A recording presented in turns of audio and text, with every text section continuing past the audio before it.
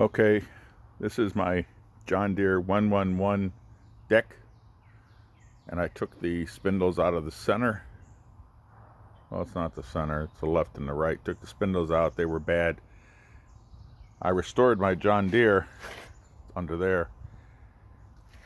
The only thing I did wrong that I messed up was it wants to start in first, it won't start in neutral. So anyway, the spindles are a real problem. I figured I'd do my best to help you out. So there's the housing, and there's the snap ring. And if you notice, the snap ring does not have any holes in it. Some more of John Deere's proprietary bullshit. So anyway, there's a sleeve that goes on the bearings inside. Now you got to be careful. You see that there? That's a groove for that snap ring. Do not try to press this side without removing the snap ring. You can press out this side because this side is held in by this thing. Now what I did was I got my MAP gas torch and I heated it up as much as I could. Heat it red hot because the bearing is no good anyway. And you don't want to heat the cast iron red hot because when it cools it'll crack.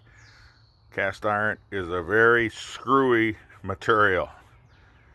If you weld on it, you have to heat it up, and then you weld it, and then you have to let it cool very, very slowly, or it'll crack.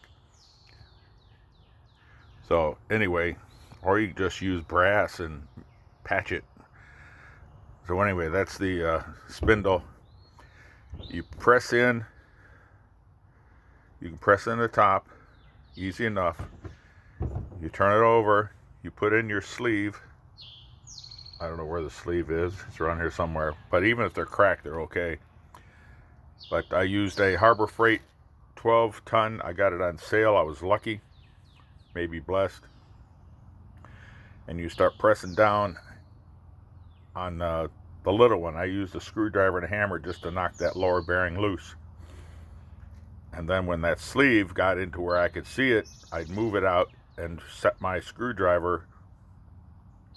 No, I'd set a bolt in there and press down on the bolt. It would press the bearing out, but the sleeve was destroyed. And then I'd heat the snap ring red hot.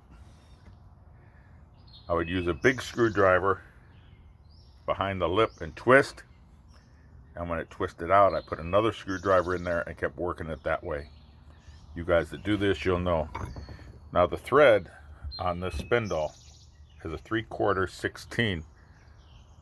And I filed it. See my thread file? I found 16 and I filed it all. I filed it best I could. But the nuts don't fit. They go on part way.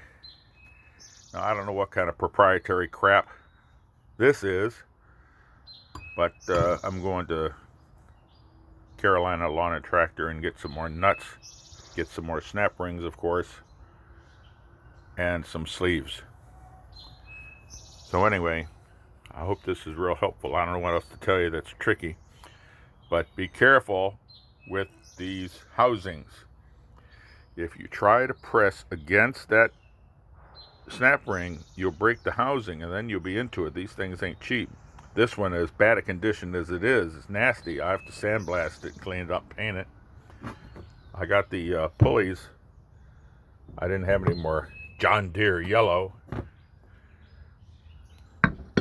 I just wanted to stop the rust.